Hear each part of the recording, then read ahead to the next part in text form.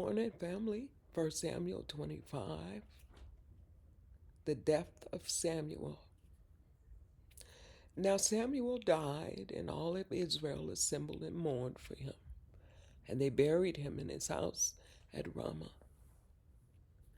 Then David rose and went down to the wilderness of Paran. And there was a man in Moan whose business was in Carmel. The man was very rich. He had 3,000 sheep and 1,000 goats. He was shearing his sheep in Carmel.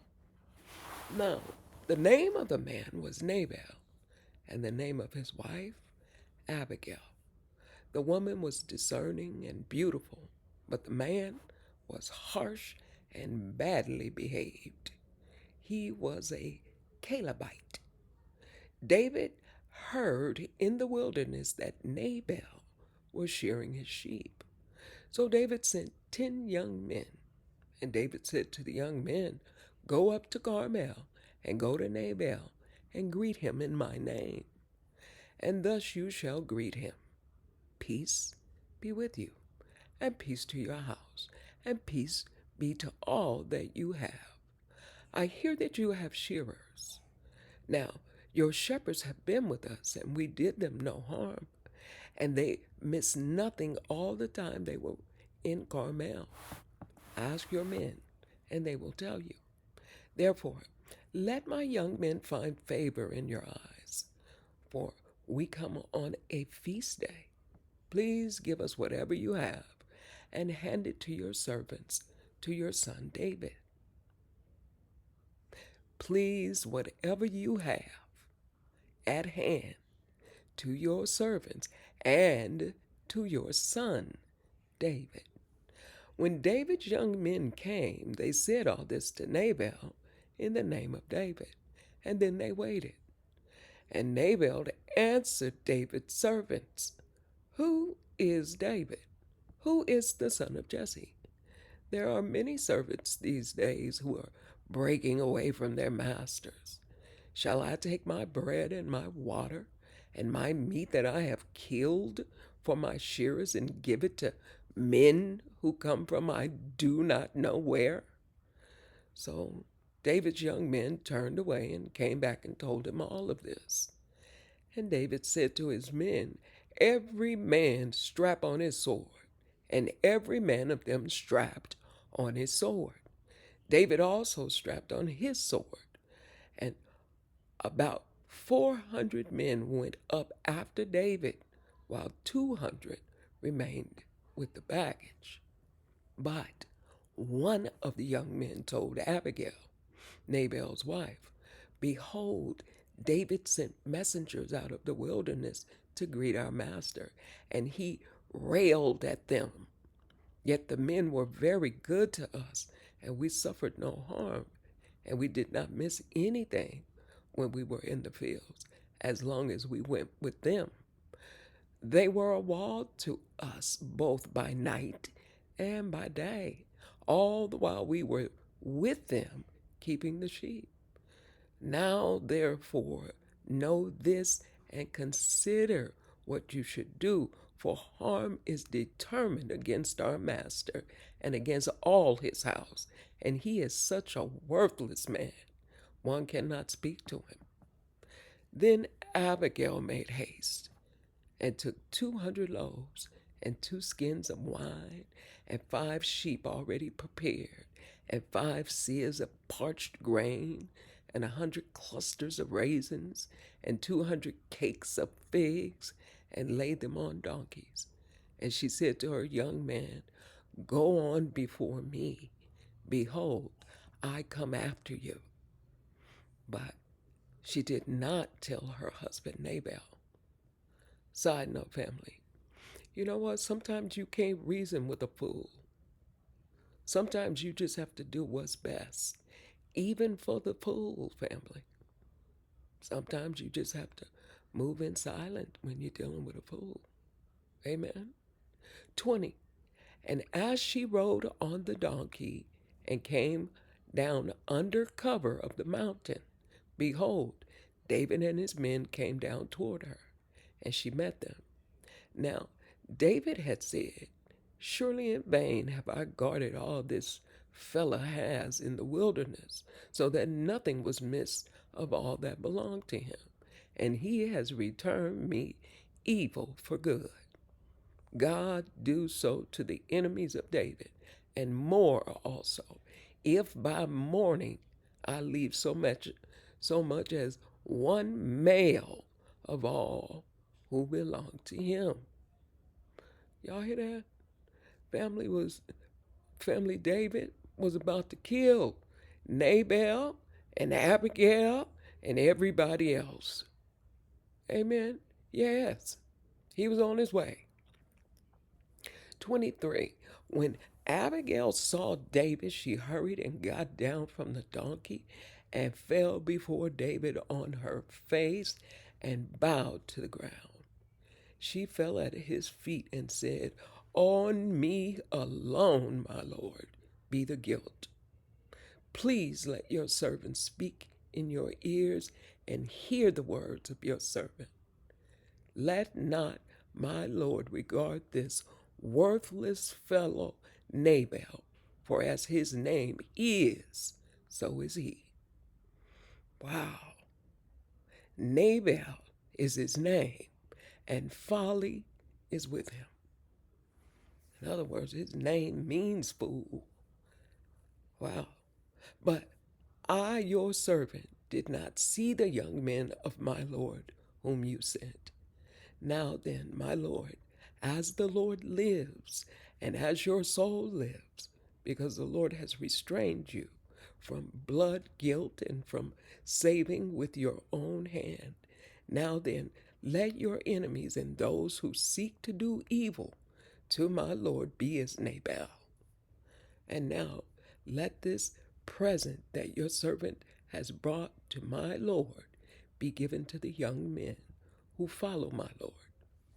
Please forgive the trespass of your servant, for the Lord will certainly make my Lord a sure house, because my Lord is fighting the battles of the Lord, and evil shall not be found in you so long as you live. If men rise up to pursue you and seek your life, the life of my Lord shall be bound in the bundle of the living in the care of the Lord your God. And the lives of your enemies he shall sling out as from the hollow of a sling. And when the Lord has done to my Lord according to all the good that he has spoken concerning you and appointed you prince over Israel, my Lord shall have no cause of grief or pangs of conscience for having shed blood without cause, or for my Lord working salvation in himself. And when the Lord has dealt well with my Lord, then remember your servant. Wow. That's beautiful, family. So Abigail just reaffirmed in David who God said he was. That's called building a man up. Amen. Amen. 32. And David said to Abigail, "Blessed be the Lord, the God of Israel, who sent you this day to meet me. Blessed be your discretion, and blessed be you who have kept me this day from blood guilt and from working salvation with my own hand." Did y'all hear that? Kept me from working salvation with my own hand. Kept me from my own way of justice. Amen. For as surely as the Lord, the God of Israel, lives, who has restrained me from hurting you, unless you had hurried and come to meet me, truly by morning there had not been left to Nabal so much as one male. Then David received from her hand what she had brought him. And he said to her, "Go up in peace to your house. See, I have obeyed your voice, and I have granted your petition. And Abigail came to Nabal, and behold, he was holding a feast in his house, like the feast of a king. Yeah, side note, family, that's the other thing about fools, is they're clueless as to the danger that's around them. Yeah, they don't have wisdom at all. Here he is partying, and he's getting ready to die. He don't even know he's getting ready to die. But let's see what God does. Amen. And Nabal, let's read that again. And Abigail came to Nabal, and behold, he was holding a feast in his house, like the feast of a king. And Nabal's heart was merry within him, for he was very drunk. So she told him nothing at all until the morning light. In the morning, when the wine had gone out of Nabal, his wife told him these things, and his heart died within him, and he became as a stone. And about 10 days later, the Lord struck Nabal, and he died. Wow. Y'all know, right? So Abigail tells Nabal what she did. He has a stroke, and then he dies 10 days later. I have to wonder, did he have a stroke because he was so angry at what she did? So cantankerous, so mean and evil that he had a stroke because she did something good to save them. That's something to think about, family. And it's something we can learn on too. Amen. 39 says, when David heard that Nabal was dead, he said, blessed be the Lord who has avenged the insult I received at the hand of Nabal and has kept back his servant from wrongdoing. The Lord has returned the evil of Nabal on his own head. Then David sent and spoke to Abigail to take her as his wife. When the servants of David came to when the servants of David came to Abigail at Carmel, they said to her, David has sent us to you to take you to him as his wife. And she rose and bowed with her face to the ground and said, behold, your handmaid is a servant to wash the feet of the servants of my Lord. And Abigail hurried and rose and mounted a donkey, and her 5 young women attended her. She followed the messengers of David and became his wife. David also took Ahinoam of Jezreel, and both of them became his wives. Saul had given Michal, his daughter, David's wife, to Palti, the son of Laish, who was of Gallim.